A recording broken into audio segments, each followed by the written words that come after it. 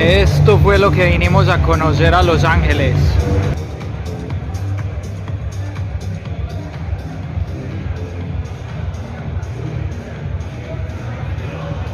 Miren este lugar al que nos trajo Royal Enfield para conocer su nueva 650 Custom. Y aquí les muestro también los colores.